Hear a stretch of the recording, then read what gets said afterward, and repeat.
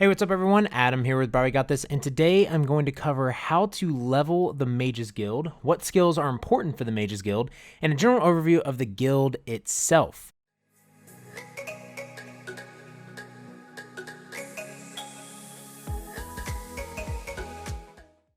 But before we get started, if you want to watch me play live, I stream on twitch.tv/probablygotthis on Monday, Tuesday, and Thursday at 8 p.m. Eastern Standard Time. Come by and hang out and ask questions. Also, make sure to join our growing Discord and guild.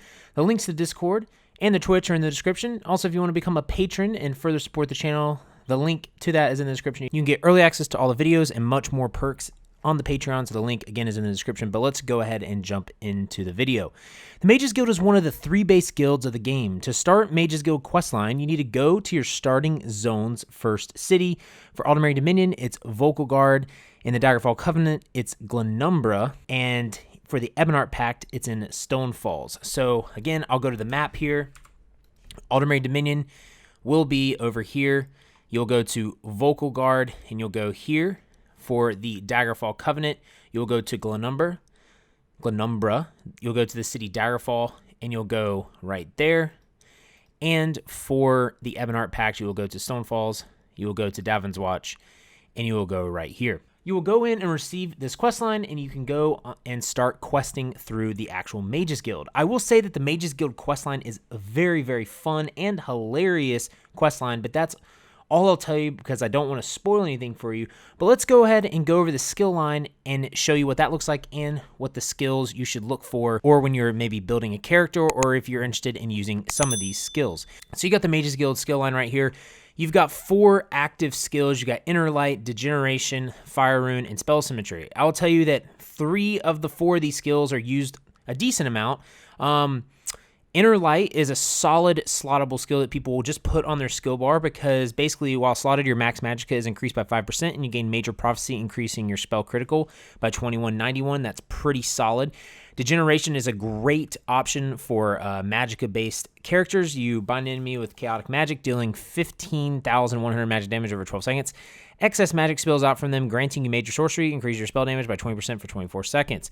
You have Fire Rune, which inscribes a rune of cosmic fire on the earth, which takes 2 seconds to arm and lasts for 36 seconds. When triggered, the rune blasts all enemies in the target area for 7420 flame damage. And then Spell Symmetry is used a good bit as well too for sustain. It barters with Oblivion to trade Vitality for power, sacrificing your health in exchange for 3,000 magicka. After the exchange is completed, the cost of your next magicka ability is reduced by 31% for 6 seconds. The exchange reduces your healing done and your damage shield strength by 50% for 4 seconds. And then you have 5 passives. Persuasive Will allows you to persuade NPCs in conversations, which is solid. Mage Adept reduces the magic and health cost of your Mages Guild abilities by 15%. Everlasting Magic increases the duration of your Mages Guild abilities by 20%. Magicka Controller increases your max magicka and magicka recovery by 2% for each Mages Guild ability slotted. And Might of the Guild, casting a Mages Guild ability grants you Empower, increases the damage of your next light attack by 40% for 5 seconds. Again, some of the skills to look out for are Degeneration, Inner Light, and Spell Symmetry. They are solid skills for magicka characters, and you have an amazing ultimate that is used on a lot of magicka characters as well, and that is Shooting Star. This is unlocked at level 10 in the Mages Guild, which is why a lot of people grind the Mages Guild, because they want to get this ultimate.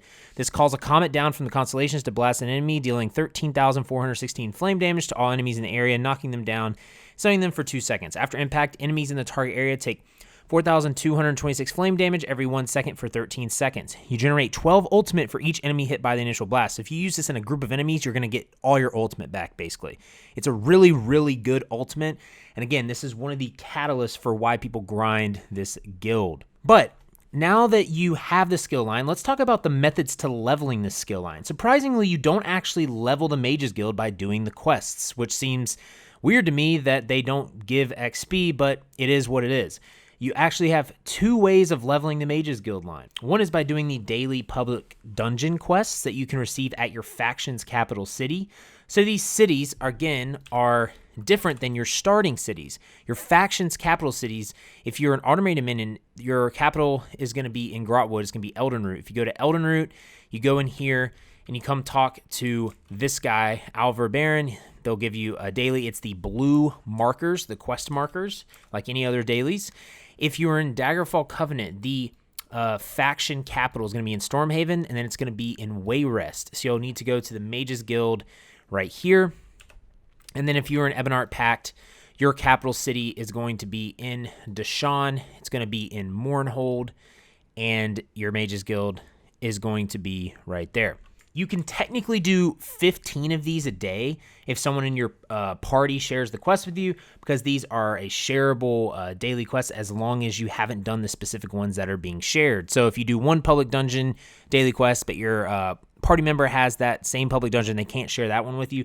So you can do 15 technically in a day if you can find 15 people with the different quests. Daily quests will give you 10 experience towards your Mages Guild skill line when completed. Each increasing rank is more XP or rep needed to the next one. So for instance, level 5 to 7 is going to 6 is going to take longer from 1 to 2.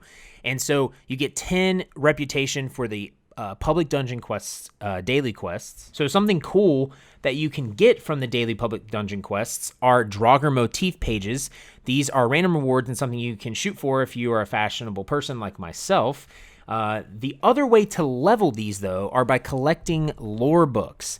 Lore books are the books that you see around the world that have the glowing blue, aura about them. So these are what the books look like right here. So every time you collect one of those blue books, you're going to get 5 reputation towards the Mages Guild. But every time you complete a collection, you get a bonus of 20. Now, these are the only ways to level the Mages Guild. So what are the best methods, you say, to actually leveling these? And the best method is just collecting lore books by a long shot. And I want to show you some tips on collecting these as quick as possible. People think that this line has to take forever to level, but realistically, you can max out the Mages Guild in a few days from my experience. The first tip is getting rapid maneuvers from the PvP skill line. This is easily attainable by just going to Cyrodiil in the tab and doing the intro quest to Cyrodiil. So if you go up here to the Cyrodiil Alliance War, you go to Cyrodiil, you go into, any of these campaigns, you double click it, you enter it. So when you go to that tab, you just go into the campaign, you do the intro quest in Cyrodiil, and that should give you enough XP to get rapid maneuver. This will speed up your mount speed tremendously as you do this because you're going to be going a lot quicker with that skill. The second tip is train your mount speed each day. This will eventually help. If you come back to these lore books at another time, the higher the mount speed, the quicker it will be. Tip 3, if you have a friend to help you out that you can tele to at certain way shrines, that will help you traverse the map quicker. Make sure to join our guild to find people to help you out with this, because you can just right-click their name and teleport to player. Tip number 4 is stick with your alliance zones. You can almost fully max out your Mages Guild questline if you collect all the books in your 5 alliance zones and Cold Harbor. The reason being is, again, you get 5 points per book found. But if you complete a collection of books, say Rivenspire lore, then you will get 20 after that collection is completed. The best way to do this is just grab every book in each zone, and you will get a bonus XP for the base alliance zones eventually. Don't jump around on the map, okay? So your 5 alliance zones. So Ultimate Dominion, you're going to do Ardon, Grotwood, Reaper's March, Malabator, and Greenshade. Those are your 5 alliance zones plus Cold Harbor. So tip number 5 is the lore books have 4 different locations. So I'm going to show in the map here, right? So you see Schemes of Reach Mage, Schemes of Reach Mage, Schemes of Reach Mage, Schemes of Reach Mage, right? There's 4 books here. You only have to collect one of these books. Once you collect one of these books, the other 3 will disappear. You don't collect all 4. This really overwhelms a lot of people doing this because they think you have to collect like all 8 of these. No, these are the same books. These are the same books. So there's going to be 4 of the same books in a general area. You got to collect 1 and the other ones will be gone. Tip number 6, if you are on PC, download the add-on Lore Books. It will show you the books on the map and the names. If you want to watch my add-on guide, it will be linked in the description or at the top of the screen. And if you're on console, believe me, I'm crying with you, and I am sorry that you don't have this add-on, but it is what it is. Tip number 7, and the last tip, take breaks from this grind, but try to stick to completing one zone at a time. Like I said, if you're requesting, pick up the books that you see. This grind isn't really that bad when you focus on it, but once it gets boring, switch it up and do something else. But that's it, y'all. That is the Mages Guild guide. Again, it is something that is very important in the game for a lot of builds and characters, and it's honestly a very enjoyable quest line, but the leveling of it does take a little bit of time and a little bit of focus. So I hope you guys enjoyed this. If you did, make sure to drop a like, subscribe, share, heavy attack that bell icon to stay up to date and get all the notifications of the channel. And make sure to come watch me on Twitch at twitch.tv/BroadwayGotThis this Monday, Tuesday, and Thursday, 8 p.m. Eastern Standard Time. If you want to ever ask questions, hang out, and just have a good time in chat, the link is in the description. You can also join our Discord and our guilds. The links are in the description as well. And you can check out all the social media links, Twitter and Instagram, in the description. And lastly, I want to thank all the patrons again for supporting the channel. If you guys are interested in joining Patreon, you can look at all the perks below in the description. It'll take you to the Patreon website, and you guys will be able to see everything that I offer there for the patrons. But thank you guys again, and I will see you guys later. Make sure to have faith, be great, and I'll see you guys on ESO.